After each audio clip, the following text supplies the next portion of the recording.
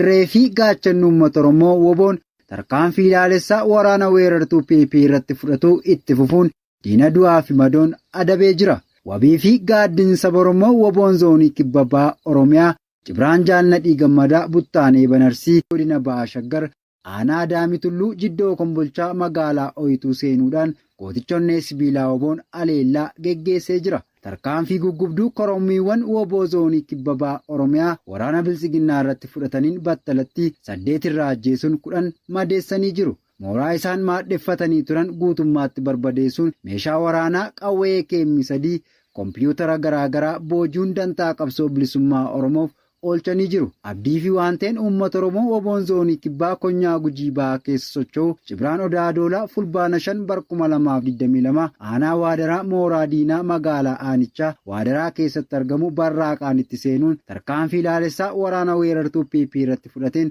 loltoota PP 6 battalatti ajjeesuu 9 madeessuun injifannoo boonsaa galmeessee jira.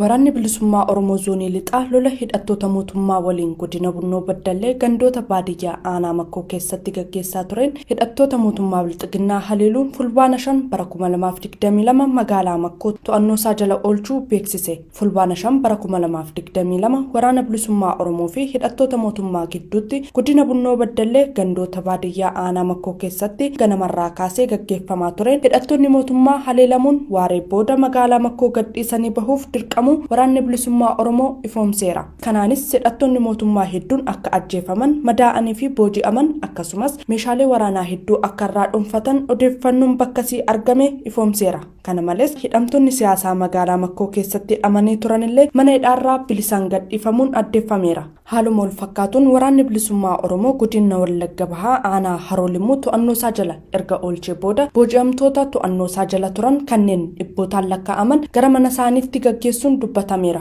Booji'amtoota waraana bilisummaa Oromoo harka turan kanneen keessatti kantiibaan magaalaa Haroo Aadde Biraanee Iddoosaa dabalatee hooggantoota siyaasaa mootummaa, hooggantoota qaamolee nageenyaa, poolisii fi milishaan ni argamu jedhameera. Haleellaan waraanni bilisummaa Oromoo yeroodhaa gara yerootti hidhattoota mootummaa irratti taasisaa jiru hammaachaa dhufullee loltoonni mootummaa fi finxaaleeyyiin naannoo Amaaraa waliin qindaa'uun waraana bilisummaa Oromoo fuuldura dhaabachuu dadhaban lixa Oromiyaa bakkeewwan adda addaatti qabata waraanichaatiin lammiilee nagaa jumlaan fixaa jiraachuu gabaasni aanicharraa bahaa jiran ni mul'isa. Oduma wal qabateen waraanni bilisummaa Oromoo zoonii gidduu galeessaa waraana haaraa eebbise. Waraanni bilisummaa Oromoo zoonii gidduu galeessaa waraana haaraa yeroo dheeraaf leenjii loltummaa fi siyaasaan leenjisaa ture eebbisiisuun ibsamee jira. Odeessi qabatamaan keessoo waraana bilisummaa Oromoo zoonii gidduu galeessaati raadiyoonii Dirree Shaggar qaqqabe akka addeessutti fulbaana 4 bara 2022 waraanni bilisummaa Oromoo waraana haaraa yeroo dheeraadhaaf leenjii loltummaa fi siyaasaatiin leenjisaa ture eebbisiisuun gara dirree qabsootti bobbaaseera. Dacheen Oromiyaa akkuma bal'ootaati diinni Oromiyaas hedduudha kan jedhu maddi kun haala qabatamaa amma jiruun sabaa fi sablammoonni biyyattii hundi humna roorroo isaanirraa ittisu ijaarrachaa jiraachuu isaaniitiin uummanni Oromoos waraana bilisummaa Oromoo jabeessee ijaaruu fi wajjin dhaabbachuu akka qabu dhaamee jira. Loltoonni waraana bilisummaa Oromoo leenjii xumuruun eebbifaman kunneenis barnoota loltummaa fi siyaasaa kennamaafii tureen ga'umsa guddaa gonfachuu isaaniitti gammadoo ta'uu kan himu maddee odeessa keenya mirga uummata Oromoo kabachiisuuf aarsaa qabsoon gaafatu kamuu kaffaluuf qophaa'oo ta'uu irbuu seenanii akkaataa ramadamaniin gara dirree lolaatti qajeeluu hime.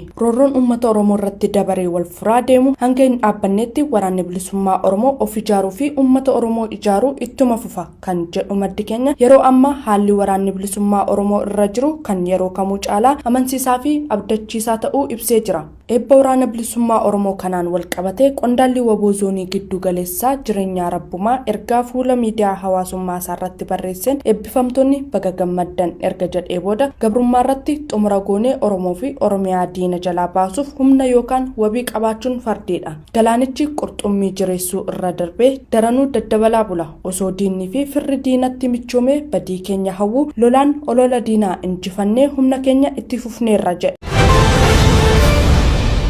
Godina Harargee Bahaa Aanaa Malkaa Bal'ootti kaadiroonni bilxiginnaa suuraa fi viidiyoo namoota beelaan rakkachaa jiranii miidiyaa hawaasummaa irratti baasuun icciitii mootummaa saaxiltan jechuun dargaggoota hidhaa jiraachuun dhaga'ame. Maddi keenya bakka sitti argaman akka ibsanitti dargaggoonni kunneen hawaasa beelaa fi dheebuun rakkachaa jiru dhaabbatanii ilaaluu waan dadhabaniif birmannaan hatattamaa fi deeggarsi barbaachisu dafee akka qaqqabuuf suuraa fi viidiyoo isaanii karaa miidiyaa hawaasummaa isaaniitti baasanii maxxansuu himu. Miidiyaaleen garaagaraa fuula feesbuukii isaaniirraa fudhatanii gabaasaa waan turaniif isintu miidiyaalee garaagaraaf erge jechuun kaabinoonni mootummaa Aanaa Malkaa Bal'oo dargaggoota kanneen walitti qabuun mana hidhaatti galchanii dararaa jiraachuu raadiyoonii Dirree Shaggaritti himan. Gandoota Aanaa Malkaa Bal'oo fi aanaalee Harargee Bahaa biroo hedduu keessatti sababa hanqina roobaatiin hongeen mudachuu kan himu namni kun osoo mootummaan jiru rakkoo kana maaf gadi baaftan jechuun dargaggoota kanneen yakkamaa godhanii hidhuu dubbatu. Maddi keenya kun akka ibsanitti dargaggoonni Adinaan Nuuree, Sharif Toofiq, Hasan Qoonqaa fi Mahammad Hasan kanneen jedhaman torban darbe kana keessa mana murtiitti dhiyaataniiru. Manni murtii himata kaadiroota bilxiginnaa kanneen kufaa gochuun dargaggoonni kunneen mana hidhaarraa akka gadhiifaman ajajus murni mootummaa ofiin jedhu ajaja manni murtii dabarsee fudhachuu didee maqaa olaantummaa seeraa kabachiisuu jedhuun mirga dargaggoota kanneenii mulqee mana hidhaatti dararaa jiraachuu himan. Mootummaan bilxiginnaa rakkoon siyaas diinagdee hawaasummaa beelaa fi dheebuu hawaasa biyyattii mudatee jiru akka dhaga'amu hin barbaadu kan jedhan namni kun gidiraan uummanni biyyattii keessa jiru akka hin ibsamneef ukkaamsaa turuu dubbatanii akkuma ofii jiraataa jiranitti uummannis waan jiraachaa jiru itti fakkaata jechuun uummanni osoo beelaan dhumaa jiru mootummaan namoota muraasa walitti qabee karaa toora miidiyaa harkaa qabuutiin akka waan uummanni beela'ee hin jirreetti ija qabatee hin jirree gabaasaa turuun eereera. Kunis rakkoo siyaasaa biyyattii mudatee hammeessuu maddeetti sadarkaa irra ga'een beelichi kan gabaafamu taanaan qaamoleen adda addaa mootummaa irratti gaaffii waan kaasaniif yaaddoo aangoo isaaniif qabaniif jecha beelaa fi dheebuu uummataa dhoksaa turuu fi ammallee dhoksaa jiraachuu himan. Hojjettoonni mootummaa magaalaa Finfinnee marsaa lammaffaaf miindaa isaaniirraa kutanii raayyaa ittisa biyyaa akka deeggaran dirqisiifaman. Waraana marsaa lammaffaa mootummaa bilxiginnaa fi adda bilisummaa uummata Tigraay gidduutti gaggeeffamaa jiruun walqabate hanqina bajata mootummaa bilxiginnaa mudateef hojjettoonni mootummaa magaalaa Finfinnee dirqamaan miindaa isaaniirraa kutanii raayyaa ittisa biyyaa akka deeggaran dirqisiifamuun dhaga'ame. Hojjetaan mootummaa magaalaa Finfinnee raadiyoonii Dirree Shaggaritti himan tokko akka jedhanitti waraana marsaa jalqabaatti mootummaa bilxiginnaa fi waraana bilisummaa uummata Tigraay gidduutti gaggeeffamaa tureef deeggarsa raayyaa ittisa biyyaaf miindaa isaaniirraa kutuun waggaa darbe guutuusaa kan falaa turuun baatii adoolessa keessa xumuranillee ammas marsaa lammaffaaf miindaa isaaniirraa kutanii raayyaa ittisa biyyaa akka deeggaraniif waltajjiiwwan marii aangoonni bilxiginnaa fulbaana 5 bara 2022 kutaalee magaalaa Finfinnee adda addaa keessatti taasisaniin hojjettoota mootummaa dirqisiisuu maddeen raadiyoonii Dirree Shaggaritti himanii jiru.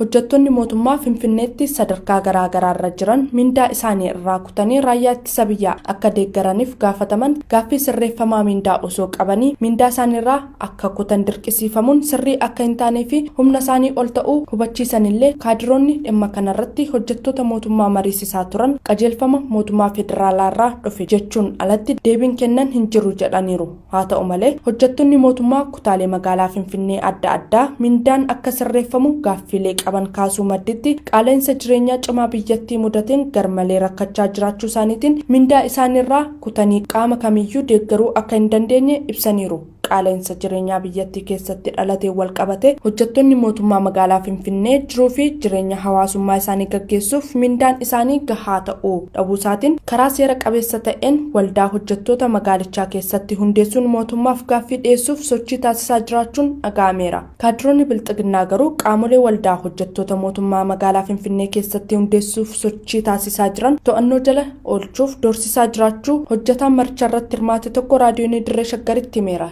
Tarkaanfii waraanni bilisummaa Oromoo aanota Oromiyaa keessaa waraana bilxiginnaa fi caasaa isaanii buqqisuu fudhachaa jirutti baraaguun kaabinoonni murna faashistii PP aanaa bulchan dhiisanii aanaa biroorraa deddeebi'anii hojjechaa jiru. Godina Lixa Shaggar Ona Adaa Bargaa keessaa kaabinoonni sirna PP waraana bilxiginnaa da'oo godhachuun uummata dararaa fi dararsiisaa turan magaalaa Adaa Bargaan Cinnii fi Muloorraa ka'uun magaalaa Oolotaa mana siree qabatanii akka bulaa jiran odeessi nu qaqqabe ni addeessa. Akka odeessi maddeen irraa nu qaqqabe ifoomsutti kaabinoonni sirna PP aanaa Adaa Bargaa keessatti haleellaa WBOn yoo geggeessee ni miidhamna jechuun guyyaa hojjechaa oolanii gara galgalaa irraa magaalaa Oolotaatti kan deebi'an yoo ta'u ganamaa fi galgala konkolaataan isaan qofaa waan fe'uuf uummanni rakkoo isaaniif atattamaan konkolaattota argatanii deemuu hin danda'an. Akka kanaanis yeroo dhimma isaanii ba'achuuf dhukkuban mana yaalaa olaanaa qaqqabachuuf danqamaa jiru.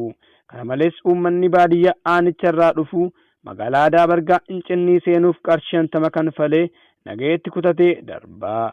Walumaa galatti aanaa Adaa Bargaa kana keessatti rakkoo geejjibaa, hidhaa fi baasii humnaa olii sababoota garaa garaa itti maxxansuun uummata saamanii darraa jiraachuun barameera.